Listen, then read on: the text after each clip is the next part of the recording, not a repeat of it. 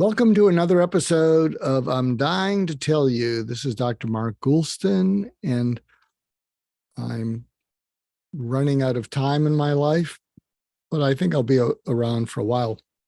Something I was thinking about that I wanted to share with you is this whole notion of change and why it seems to be difficult.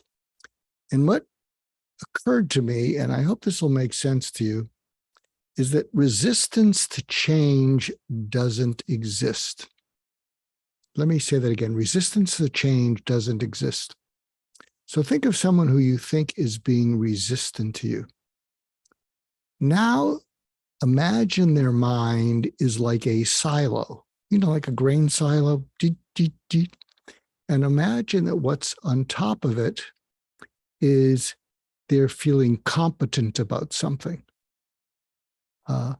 And right underneath it, hardwired, is they're feeling confident about that. And right underneath that is they're feeling in control. Competent over confident over feeling in control. And in this specialized world, it's very easy to have that silo be kind of narrow. So for instance, there's a lot of people that are incredible technically. A lot of people like engineers who are brilliant.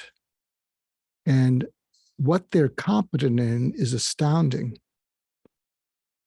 But when it comes to something called emotional intelligence, when it comes to something called emotionally connecting with other people and relating, they're not so good. And often if that kind of person is married to someone who wants them to relate, or especially wants them to relate to a child who is wanting relatedness, not just instruction, that's going to run into a lot of hassles. And yet that person who we think is resistant to change is engaged in a state of non-rational, non-functional self-preservation, non-rational, non-functional self-preservation. Meaning, when you think someone is resisting you, so for instance, if you're wanting to relate to that technical person, that engineer, or you're wanting to connect with them in an emotional way, it seems non-rational that they wouldn't want to connect with you. I mean, you're in a relationship with them. They love their children. Why aren't they connecting with them? And so it seems non-functional. But then when you keep pushing them and making them feel that they're wrong or they're stupid or they're resistant, they dig their heels in because they feel attacked. So what can you do with this?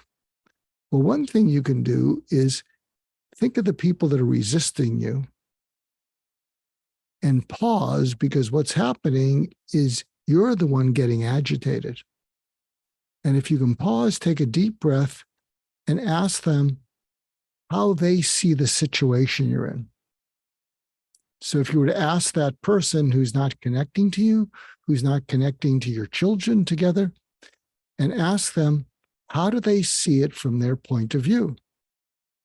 And let them share that, well, my way of connecting is I hear what you have to say, I turn it into a problem to solve, and then I come up with a solution. And when I do that and I give you advice, it seems to make things worse.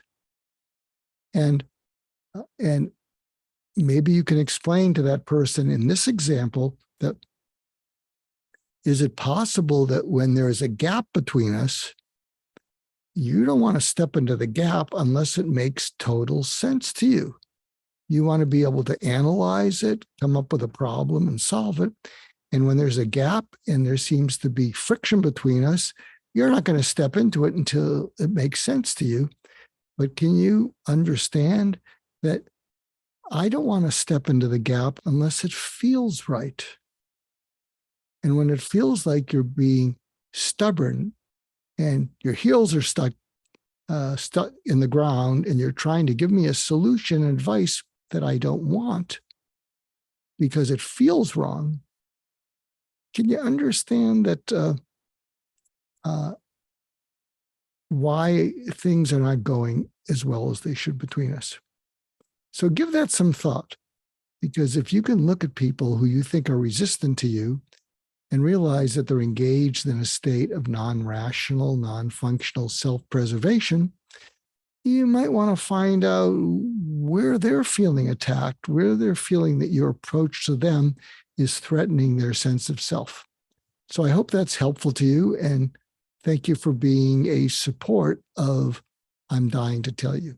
Take good care.